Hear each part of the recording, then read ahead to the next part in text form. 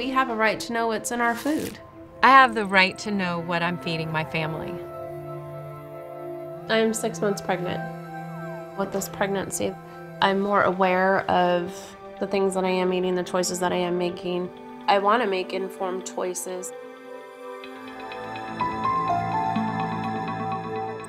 I don't find personally when I'm in the grocery store that foods that are genetically modified are labeled. And everything I am consuming directly affects this child that's growing in my belly, and I absolutely have a right to know what I'm eating and what I'm therefore feeding the child.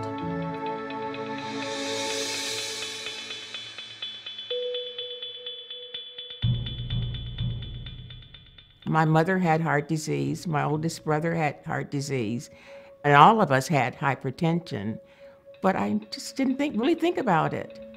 And then I had a heart attack. I was told that I had to change my diet. Lord, you are so surprised what's in our food. Looking at the labels changed my life. I feel so much better.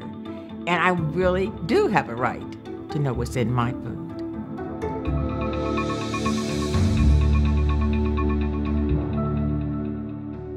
I grew up, eating meat and potatoes and, my fair share of Twinkies and Doritos and Ding Dongs. And then as I started into motherhood, I truly didn't think twice about the foods that I was feeding my family because they were the same foods that I ate as a kid.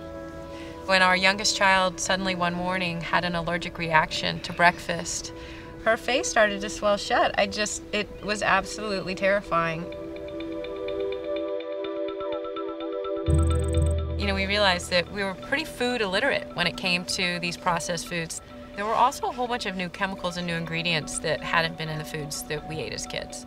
Some of these GMOs, they're designed to produce an insecticide internally in the plant and to withstand increasing doses of weed killers.